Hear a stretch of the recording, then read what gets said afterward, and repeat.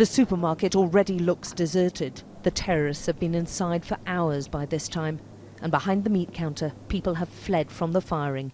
In the glass square you see behind the yellow sign is a large fridge. In the corner, hidden in the false ceiling, there are still 3 attackers waiting to kill. Behind the meat counter are their first victims. It's a sight far too gruesome to show, a pile of 8 mangled bodies. Shoppers and workers gunned down as they cowered behind the counter. Watch the man in the white coat. His legs are moving, he's alive and been playing dead for hours. He's the only survivor in this group.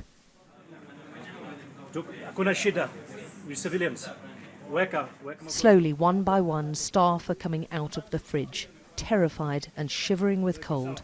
They've been hiding inside for hours. The security consultant who filmed those pictures but wanted to remain anonymous was staggered at their will to survive.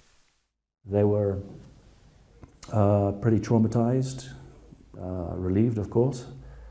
They were in a pretty poor condition because they had obviously been in this freezer for a good 4 to 5 hours. We met the man who played dead behind the meat counter.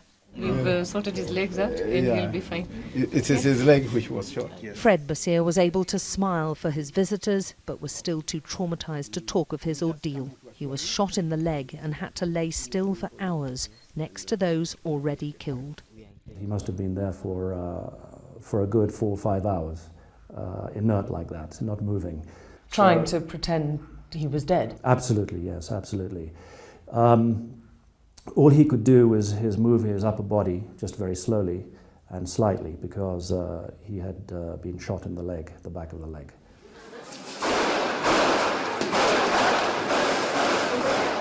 The supermarket's size and layout meant civilians were easily trapped at the rear when the attackers marched in. Footage taken in the minutes after they burst into the supermarket show the mayhem and fear that they caused. People were scattering everywhere they could and diving behind counters, including the meat counter. I didn't see any shells directly behind the counter, but in front of the counter there were shells there. So maybe the terrorists actually used the guns over the counter to shoot them. And that's where, in that way, this worker managed to be a bit fortunate, although he was shot. But against tremendous odds, Fred Basir lived. Alex Crawford, Sky News, Nairobi.